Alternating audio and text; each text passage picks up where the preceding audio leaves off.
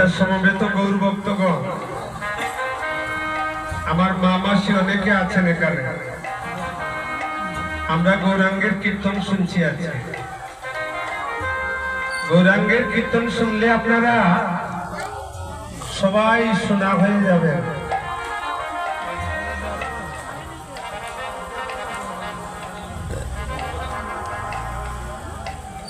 আচ্ছা, গৌরাঙ্গকে মালা পরার কার কার বাসনা আছে? দেখি কোনো মায়েরা একবার হাত তুলুন তো, দেখি কার মনে বাসনা আছে আমরা গৌরকে মালা পরাই।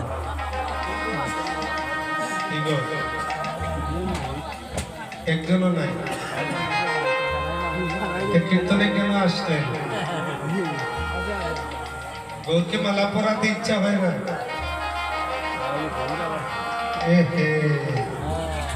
তোমার জীবনের প্রথম আসরে দেখলাম মায়েরা গৌরকে মালা পরাবে না।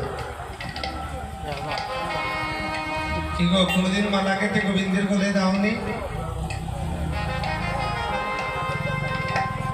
ব্রজেন্দ্রনগরে তো এমন আশা আমি করি নাই। আচ্ছা, সোনার নেকলেস কারা পরবেন একবার হাতটা উপরে তুলুন।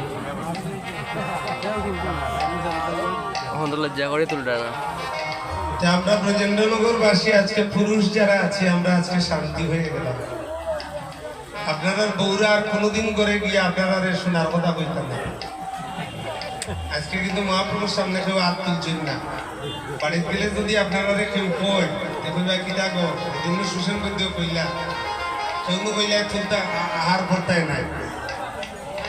আজ দুঃখী দেখি ঘরের মধ্যে কইতেছ। এটাই হলো কীর্তনের মূল সারবস্তু। আসলে কি জানেন, কীর্তনটা করার মানে হলো আমরা সমাজে কিছু পেতাম।